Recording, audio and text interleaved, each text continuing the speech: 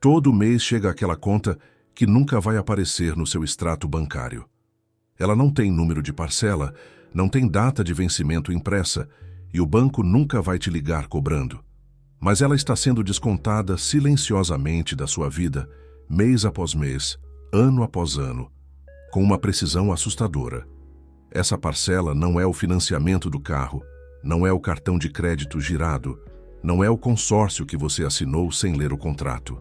Essa parcela é feita de algo muito mais valioso do que dinheiro, e é exatamente por isso que ela consegue te roubar sem que você perceba. A maioria das pessoas passa a vida inteira pagando essa dívida sem nunca ter consciência de que assinou o contrato. Elas acordam cansadas, trabalham o dia todo, chegam em casa sem energia, dormem e repetem. E no final do mês, quando somam tudo, percebem que algo não fecha. Não é a conta do mercado, não é a fatura do cartão. É uma sensação difusa de que o futuro está ficando cada vez mais distante, como se o horizonte recuasse um passo para cada passo que elas dão em direção a ele. Este vídeo foi feito para te mostrar exatamente o que é essa parcela, como ela opera, porque quase ninguém fala sobre ela de forma honesta, e o que você pode fazer agora mesmo para parar de pagá-la. Se você já sentiu que trabalha muito e avança pouco, que se esforça, mas o resultado nunca vem na proporção certa, que existe algo te travando, mas você não consegue identificar o que, então, o que você vai ouvir nos próximos minutos foi feito especificamente para você. Se este conteúdo fizer sentido para você, se inscreva no canal e ative o sininho, porque o que vem por aí vai continuar transformando a forma como você enxerga o dinheiro, o tempo e o futuro. Agora, vamos começar. O contrato que você assinou sem ler. Ninguém nasce endividado com o futuro. Esse contrato é assinado ao longo do tempo, em pequenos momentos que parecem inofensivos, em decisões que parecem razoáveis, em escolhas que parecem a única saída disponível. O problema não está na intenção. O problema está no que acontece quando decisões tomadas no piloto automático se acumulam e formam um padrão que se torna invisível, justamente porque é constante. Pense na última vez que você parcelou algo que poderia ter esperado. Não estamos falando de uma emergência médica, de um momento de real necessidade. Estamos falando daquele momento em que o desejo falou mais alto do que o planejamento, em que a lógica do cabe no bolso substituiu a pergunta mais importante, que é se aquilo realmente precisava estar na sua vida naquele momento. Você não fez isso por irresponsabilidade.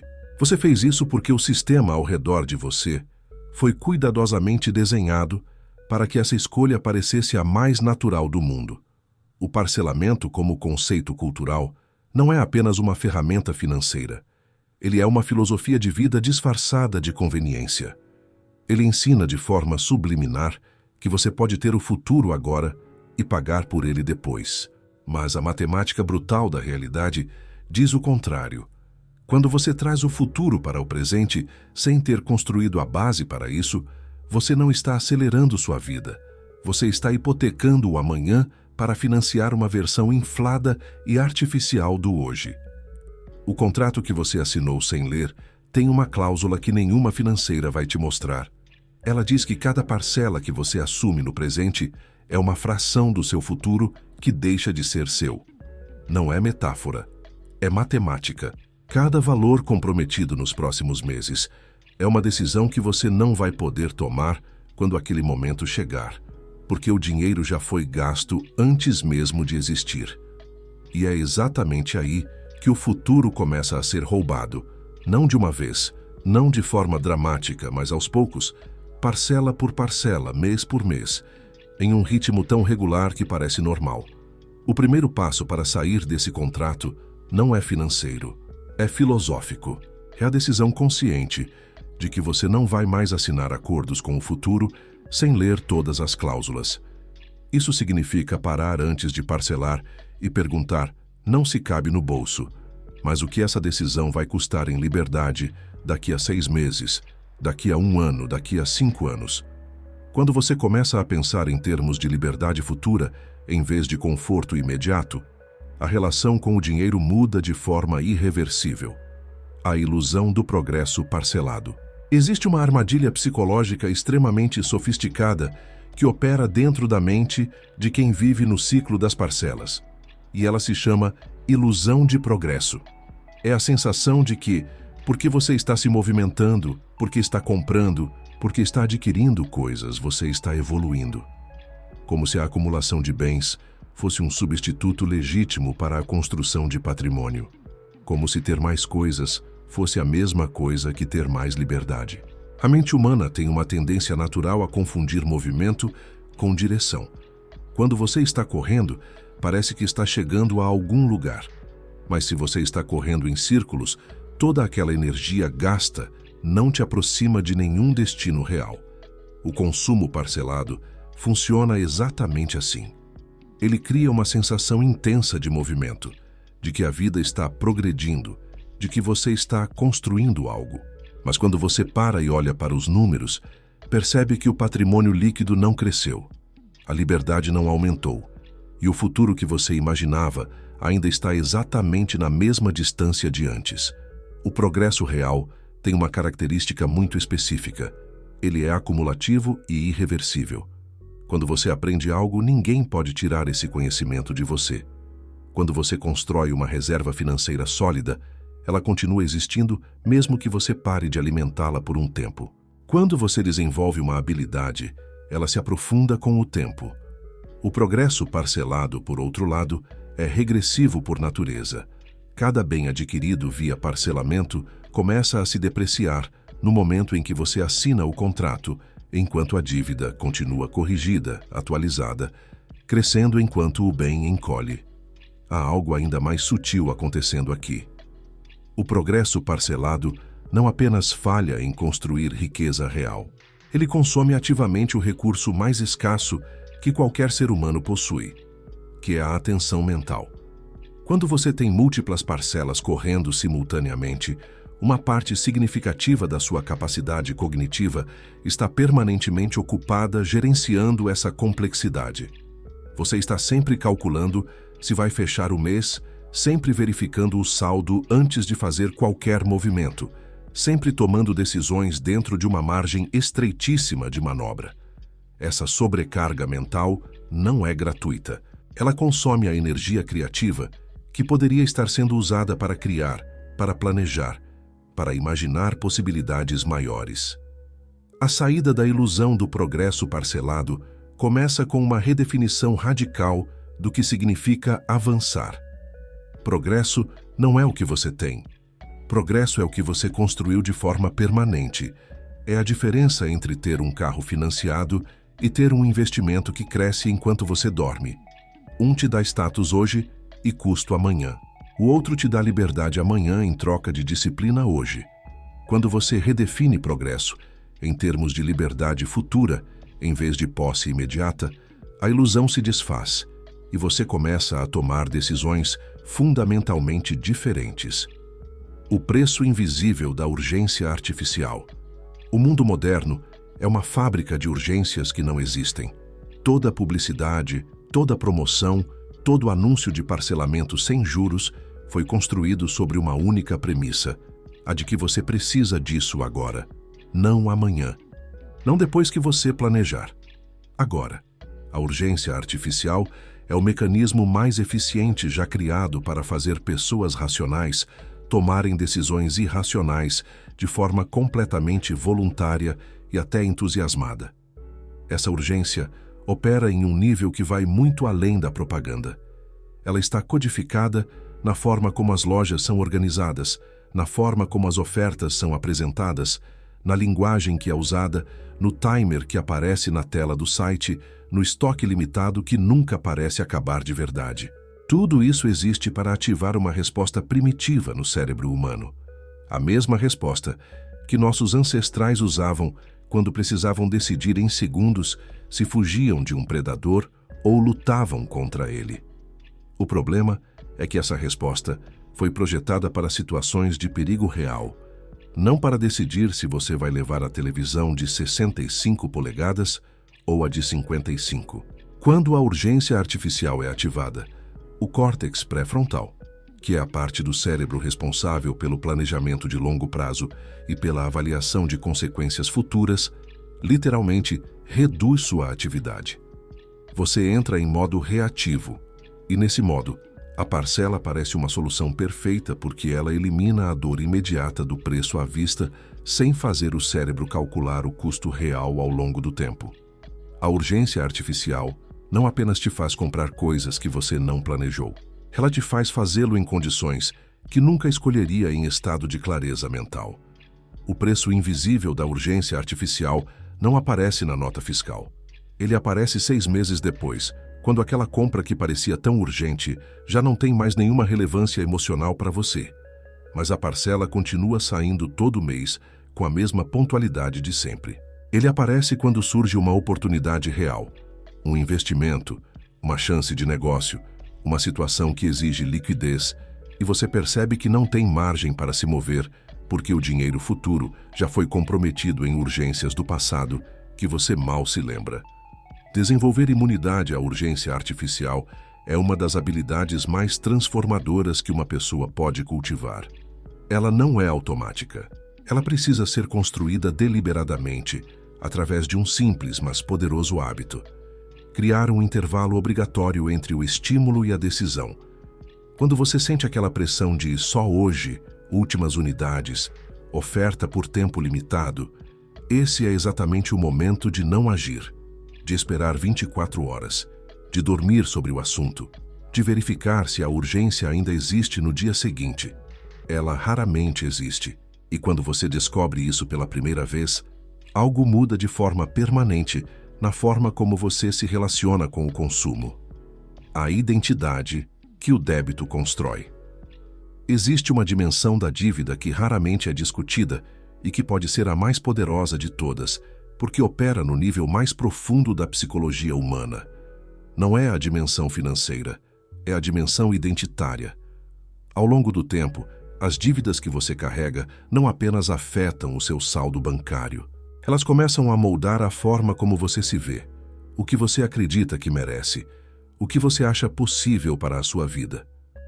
Quando alguém vive há muitos anos dentro do ciclo de comprometer renda futura para cobrir desejos do presente, algo muito sutil começa a acontecer. A pessoa começa a se enxergar como alguém que não tem capacidade de acumular, como alguém que sempre vai estar quase lá, mas nunca lá de verdade, como alguém para quem a riqueza é algo que os outros constroem, mas que para ela sempre vai exigir mais um milagre, mais um mês melhor, mais uma oportunidade que ainda não chegou. Essa identidade não é verdadeira, mas ela se torna real à medida que as decisões continuam confirmando o padrão. A identidade que o débito constrói é insidiosa porque ela não aparece de forma grandiosa. Ela aparece em pequenas resignações cotidianas, no eu não sou de guardar dinheiro mesmo, no na minha família sempre foi assim, no eu gosto de viver bem, não quero me privar. Essas frases são defesas psicológicas que protegem o ego de confrontar uma verdade desconfortável, mas elas também funcionam como programas que continuam gerando os mesmos resultados de sempre, porque definem os limites do que a pessoa acredita ser possível para ela. A reconstrução da identidade financeira não começa com uma planilha, começa com uma pergunta honesta e corajosa. Quem eu precisaria ser para ter o futuro que eu imagino? Não o que eu precisaria fazer, mas quem eu precisaria ser, porque o comportamento é sempre uma expressão da identidade. Quando você muda genuinamente como se vê, as decisões que você toma mudam de forma natural e consistente, sem que você precise de força de vontade bruta para cada escolha. A pessoa que se vê como alguém que constrói riqueza não precisa se convencer a economizar. Ela economiza porque é isso que alguém como ela faz. Esse é um dos insights mais poderosos que qualquer estudo sério sobre prosperidade já produziu. A riqueza não começa no banco. Ela começa na mente, na forma como você se define, no conjunto de crenças que você carrega sobre o que é possível para você. Mudar a identidade antes de mudar o comportamento não é idealismo, é a sequência correta. É a única sequência que produz resultados duradouros, porque cria uma base interna que sustenta os novos comportamentos em vez de depender de disciplina temporária que se esgota sob pressão. O futuro que você está consumindo agora. Há uma forma de pensar sobre o tempo e o dinheiro que transforma completamente a relação de qualquer pessoa com suas escolhas financeiras. Ela é simples, direta, e quase ninguém aplica com consistência, porque exige confrontar uma verdade que o conforto imediato prefere ignorar. Essa forma de pensar é a seguinte: cada real gasto hoje é um pedaço do seu futuro sendo consumido no presente. Isso não é apenas uma metáfora filosófica, é uma descrição literal do que acontece do ponto de vista matemático. Um real guardado hoje, investido de forma consistente ao longo do tempo, se torna muitos reais no futuro. Um real gasto hoje se torna zero, mas um real parcelado vai além do zero. Ele se torna negativo, porque além de não gerar retorno, ainda consome reais futuros para cobrir o que foi antecipado. Quando você entende essa matemática de forma visceral, não apenas intelectual, a parcela deixa de ser uma solução e se revela o que sempre foi: um empréstimo feito contra o seu próprio futuro. Pense no futuro que você imagina para si mesmo. Não o futuro genérico de quero ser rico, mas o futuro específico. Ter tempo livre, não depender de salário, poder dizer não para o que não quer fazer, poder dizer sim para o que realmente importa. Esse futuro não é construído de grandes golpes de sorte. Ele é construído de decisões repetidas, tomadas ao longo do tempo por uma pessoa que entende que o presente e o futuro não são dois momentos separados, mas uma continuidade em que cada escolha de hoje determina as opções disponíveis amanhã. O futuro que você está consumindo agora não é abstrato. Ele tem forma. Ele é a aposentadoria que não vai existir se a construção não começar. Ele é a liberdade de escolher onde trabalhar que não vai existir se a dependência do salário for total. Ele é a capacidade de atravessar uma crise sem desmoronar que não vai existir se não houver reserva.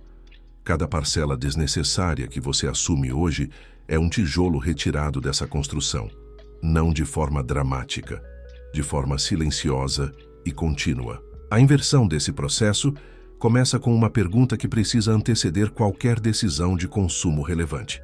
Estou construindo ou consumindo o meu futuro com essa escolha? Não existe resposta certa universal. Existem escolhas que constroem mesmo sendo gastos, como investir em conhecimento, em saúde, em ferramentas que aumentam sua capacidade de gerar valor. E existem gastos que parecem construção, mas são consumo puro, como o carro mais caro do que o necessário, a reforma que vai além do funcional, o eletrônico substituído antes de parar de funcionar. A pergunta, feita com honestidade, separa o que constrói do que consome. A matemática que o sistema não quer que você aprenda. Existe um conhecimento que, se fosse ensinado de forma ampla e consistente desde cedo, mudaria radicalmente a relação de toda uma geração com o dinheiro. Ele não é secreto no sentido de que ninguém fala sobre ele. Ele é secreto no sentido de que ninguém faz questão de torná-lo visceral, compreensível e urgente para quem mais precisa dele. Estamos falando da matemática real do tempo e do dinheiro, não a versão sanitizada que aparece em anúncios de financiamento, mas a versão honesta que revela o verdadeiro custo de cada decisão financeira ao longo do tempo. O sistema financeiro que existe ao redor de você foi construído por pessoas que dominam essa matemática de forma profunda. Elas sabem exatamente o que acontece quando uma pessoa paga o mínimo do cartão de crédito mês após mês. Elas sabem o que significa ter um crédito pré-aprovado sempre disponível. Elas sabem a diferença entre o custo que aparece na parcela e o custo real que o comprador vai pagar ao longo de toda a operação. E elas sabem que a maioria das pessoas não faz esse cálculo, porque o sistema foi desenhado para tornar esse cálculo inconveniente e emocionalmente distante. A matemática que o sistema não quer que você aprenda pode ser resumida em dois conceitos que parecem simples, mas têm implicações profundas. Os juros compostos funcionam a seu favor quando você é o investidor, e funcionam contra você quando você é o devedor. Quando você guarda dinheiro e o deixa render, o tempo é seu aliado, porque cada rendimento gera novos rendimentos sobre si mesmo, criando um efeito de aceleração que cresce de forma exponencial com o tempo. Quando você deve dinheiro, o mesmo mecanismo funciona no sentido oposto. Cada mês que passa sem quitar a dívida, o saldo devedor cresce sobre si mesmo, com a mesma aceleração exponencial, agora contra você. O que torna essa matemática especialmente poderosa é o fator tempo. Pequenas diferenças de comportamento financeiro, mantidas de forma consistente ao longo de anos, produzem resultados que parecem impossíveis para quem nunca fez os cálculos. A diferença entre uma pessoa que começa a investir cedo com valores modestos e uma pessoa que espera ter mais para guardar antes de começar é, ao fim de algumas décadas, uma diferença que pode ser de muitas vezes o patrimônio total. O tempo perdido esperando condições ideais para começar é tempo que não pode ser recuperado, porque o composto só funciona sobre o tempo real, não sobre o tempo que você planejou usar. Aprender essa matemática de forma ativa, não passiva, não apenas entender o conceito, mas fazer as contas com os seus próprios números, com o seu próprio salário, com as suas próprias dívidas, com os seus próprios investimentos possíveis, é um dos atos mais transformadores que qualquer pessoa pode praticar. Quando você vê em números concretos o que aquela parcela vai custar ao longo do tempo e o que aquele mesmo dinheiro investido vai render ao longo do mesmo período, algo que era abstrato se torna real e urgente. E decisões tomadas com essa clareza são fundamentalmente diferentes das decisões tomadas no calor da urgência artificial. A liberdade que começa onde a parcela termina. Existe um momento específico na vida de quem decide mudar de forma genuína a relação com o dinheiro. Um momento que não é dramático nem instantâneo, mas que é transformador de um jeito profundo e duradouro. É o momento em que a última parcela de um ciclo de dívidas é quitada. E pela primeira vez em muito tempo, o salário do mês seguinte é inteiramente seu. Não de uma financeira, não de um banco, não de um cartão de crédito. Seu. Disponível para ser direcionado da forma que você escolher. Quem nunca viveu esse momento pode não entender a dimensão do que ele significa. Não é apenas financeiro, é emocional, é psicológico, é quase físico na sensação de alívio e possibilidade que ele traz. É como respirar fundo depois de muito tempo respirando raso sem perceber. E o que esse momento revela, de forma absolutamente clara, é que a liberdade financeira não é um destino distante e nebuloso reservado para quem tem renda alta ou herança. Ela começa no momento em que você para de comprometer o futuro para financiar o presente.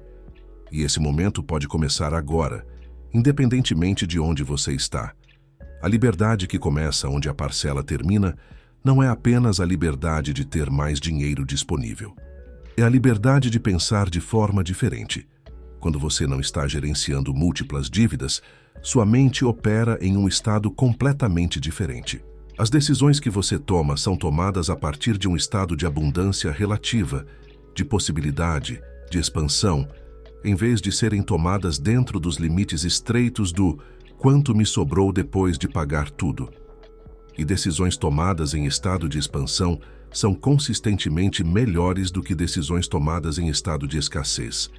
Construir o caminho para essa liberdade exige uma estratégia que não seja baseada em privação absoluta, porque privação absoluta não é sustentável. Ela exige uma redefinição do que significa viver bem. Viver bem não é ter o máximo de bens, é ter o máximo de liberdade de escolha. E às vezes viver bem significa escolher conscientemente ter menos agora para ter muito mais possibilidade depois. Essa troca, quando feita com clareza e intenção, não parece sacrifício. Parece a decisão mais inteligente que você já tomou, porque você está trocando a prisão do conforto imediato pela liberdade real do futuro construído. O ponto de partida não precisa ser perfeito. Não precisa ser grande. Ele precisa ser real e consistente. Começar a quitar as dívidas de forma estratégica, do menor para o maior custo real, criar uma reserva mesmo que pequena para eliminar a necessidade de parcelar emergências e depois redirecionar progressivamente o que era parcela para a construção de patrimônio. Esse não é um processo rápido, mas cada passo nessa direção cria uma realidade financeira um pouco mais livre do que a anterior. E essa liberdade crescente alimenta a motivação para continuar, criando um ciclo virtuoso que opera com a mesma consistência implacável com que o ciclo das dívidas operava antes. A decisão que separa os dois futuros. Toda a vida financeira converge para um momento de divisão. Não um momento dramático, não necessariamente um grande evento. Às vezes é um pensamento que acontece no caminho para o trabalho.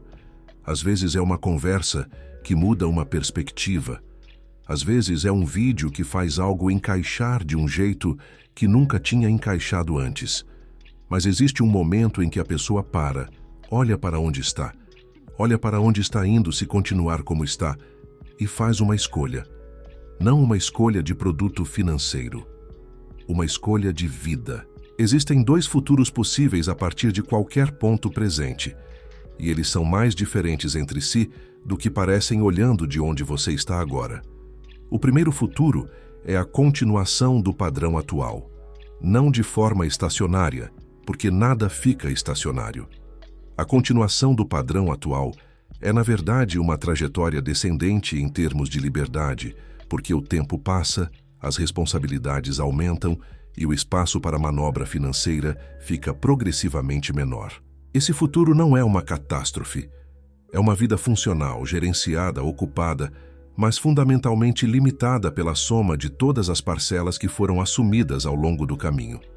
O segundo futuro começa com uma decisão diferente, não com uma renda diferente, não com uma herança, não com uma oportunidade extraordinária que vai aparecer do nada.